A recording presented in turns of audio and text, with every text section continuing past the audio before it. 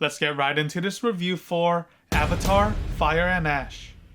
Alright, so this is the third installment created by director James Cameron, who continues to expand the world of Pandora and the drama that ensues from the journey of the Sully family as the main leads. Now, I'm sure that majority of moviegoers out there heard of Avatar one way or another. Not only did the first two films remain a very solid cinematic package, but the iconic modern CGI that embodies the Avatar's franchise also continues to remain fluidly fantastic each step of the way. All that eye candy is definitely innovation that excites, and it's safe to say that this third film was absolutely no different in terms of the visual spectacle being masterful for this day and age. It goes without saying that I'm already hooked and ready to witness these Avatar films until the very end. So now that I've seen this film, what did I think about the cinematic package here? This is another undoubtedly fun time that's well worth watching in 3D at the biggest screen possible. To talk about the positives first, with the visual aspects aside now, I thought the runtime was near perfect. Minor parts of the story here and there definitely could have been trimmed or shaved off to make the pacing better, but that thought never crossed my mind while I was viewing the film. I was fully immersed throughout the 3-hour and 17-minute runtime, with zero moments of me ever zoning out. Granted, this was sort of my first 3D cinematic experience at the theaters in a very long time, which definitely could have played a role here. Honestly, how far technology has come. Another positive aspect was the overall acting involved. All of the actions came through from the motion capture loud and clear,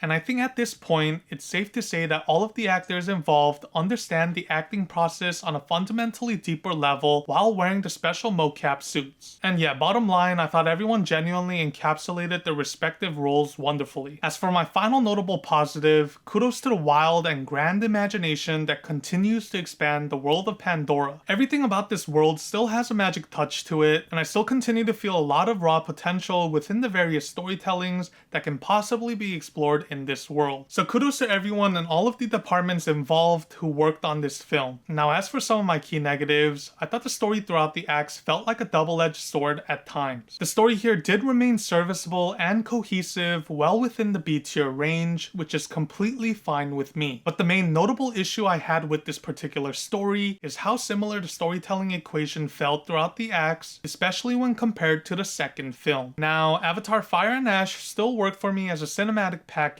but there undoubtedly is a lower essence to the screenplay's quality, as it felt like treading in all too familiar territory, which became one of my bigger bummers for sure. As for my second notable con to the cinematic package, I thought some of the character arcs felt C-tier at best, and I just couldn't care entirely about some other side characters with their respective conclusions this time around. Not only that, but there are also definitely some plot holes or questionable moments within the pivotal conflicts of this drama in various segments that definitely felt artificially dragged on. Like, it genuinely was noticeable to me how unnaturally dragged on some of these pivotal conflicts felt for the sake of wanting to have even bigger climactic moments within future sequels. But all in all though, I still had a blast with this film, and my final score for Avatar: Fire and Ash ends up being 9 out of 10.